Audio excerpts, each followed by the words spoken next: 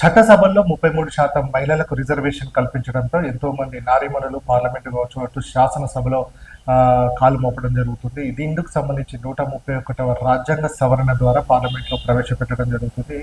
So మొత్తంగా చూస్తున్నట్టయితే ఇప్పటి వరకు వంటింటికే పరిమితమైపోతున్న నారీమణులంతా కూడా చట్టసభల్లో అడుగుపెట్టడంతో పరిపూర్ణత అనేది చట్టసభలో అంతా కూడా అభివృద్ధి చెందిన దేశాలు ఏ విధంగానైతే మహిళలకు ప్రాధాన్యత కల్పించడం జరుగుతుందో ఇప్పుడు కూడా అదే విధంగా భారతదేశం కూడా అదే రీతిలో ముందుకెళ్లడం జరుగుతుంది. ఎందుకంటే పక్కన ఉన్న చిన్న దేశాలైన పాకిస్తాన్, బంగ్లాదేశ్ లాంటి దేశాల్లో కూడా 15% కంటే ఎక్కువ మంది మహిళలు పార్లమెంట్ కావచ్చు, అలాగే చట్టసభలో వారందరూ కూడా ప్రాతినిధ్యం వహించడం జరుగుతుంది. కానీ మన దేశంలో మాత్రం చూసుకున్నట్టయితే 15% మాత్రం మించిపోవడం లేదు. సో ఇప్పటి వరకు మరి దీంట్లో 33% రిజర్వేషన్లతోటి మరి మహిళలకు ఎంతో ప్రయోజనం కలుగుతుంది. సో మరి దీంట్లో మహిళలకు సంబంధించి అంటే అందరికీ ప్రయోజనం కలుగుతుందా అంటే మాత్రం దీంట్లో కొంచెం డౌట్ఫుల్ గానే ఉండడం జరుగుతుంది. ఎందుకంటే దీంట్లో 33% రిజర్వేషన్లో ఎస్సీ ఎస్టీలకు సంబంధించి 1/3 కావచ్చు, అలాగే జనరల్ కి సంబంధించి 1/3 రిజర్వేషన్ అనేది ఉండడం జరుగుతుంది. కానీ ఓబీసీల మాట ఏంటి అనేది కూడా ప్రశ్నార్థకంగా ఉంది.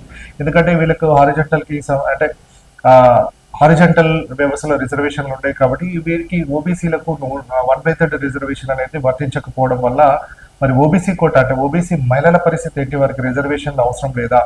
ఎస్సీ ఎస్టీ అలాగే జనరల్ కేటగిరీలో ఉన్న వారందరికీ కూడా 1/3 ఉంటే మరి ఓబీసీ మహిళలకు సంబంధించిన ఉపకోట అంటే సబ్ కోట ఎటుపోతుంది అనేది కూడా ఒక ప్రశ్నార్థకంగా ఉండడం జరుగుతుంది.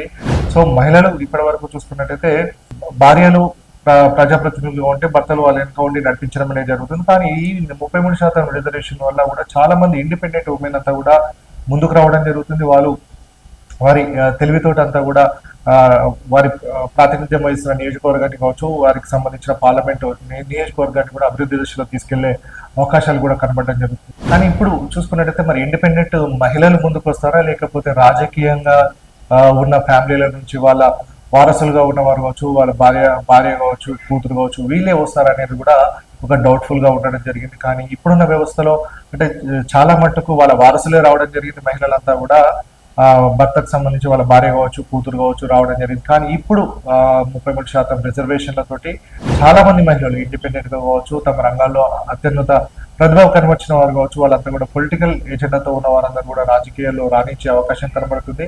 సామాజిక స్పృహ కావచ్చు, అవగాహన, సమాజం పట్ల అవగాహన ఉన్న ప్రతి మహిళ కూడా రాజకీయంగా ఎదిగే అవకాశం కనబడుతుంది. సో మొత్తంగా ఈ మహిళా రిజర్వేషన్ బిల్లు వల్ల ఒక పక్క మహిళలకు న్యాయం జరుగుతుంది. కానీ మరి ఇండిపెండెంట్ మహిళలు వస్తారా లేదా అనేది, లేకపోతే రాజకీయ వారసులే ఉంటారా అనేది ఒక క్వశ్చన్ మార్క్. అలాగే ఓబీసీలకు మాత్రం అన్యాయం అనేది ఖచ్చితంగా జరుగుతుందని చెప్పుకోవచ్చు. ఎందుకంటే వాళ్ళకు ఉపకోట అనేది లేకపోవడం అనేది అది దాన్ని సాధించేందుకు కూడా బీసీ లోకమంతా కూడా ఓబీసీ లోకమంతా కూడా ముందుకెళ్లాల్సిన అవసరం ఉంది. ఎందుకంటే దీనివల్ల చాలా ఇబ్బందులు తలెత్తాయని గతంలోనే లాలూ ప్రసాద్ యాదవ్ కావచ్చు, కాంశీరాం ములాయం సింగ్ యాదవ్ లాంటి మహా మేధావులు కావచ్చు, రాజకీయ నాయకులు వాళ్ళంతా కూడా దీన్ని అడ్డుకోవడం జరిగింది. కానీ ఇప్పుడు అభివృద్ధి పేరుతోటి ఓబీసీలను తొక్కే ప్రయత్నం జరుగుతుంది. ఓబీసీలు ఇప్పటికైనా మేల్కొని ఈ సబ్ కోటాను సాధించుకోవడం కోసం మాత్రం వారంతా కూడా ప్రయత్నం చేయాల్సిన అవసరం ఎంతైనా ఉంది. ఈ వీడియోపై మీ అభిప్రాయాన్ని కమెంట్ బాక్స్లో తప్పకుండా తెలియచేయండి. అలాగే ఈ వీడియోని లైక్ చేయండి. మీరు చేసే ఒక్క లైక్ మరిన్ని వీడియోలు చేయడానికి మాకెంతో ప్రోత్సాహాన్నిస్తుంది.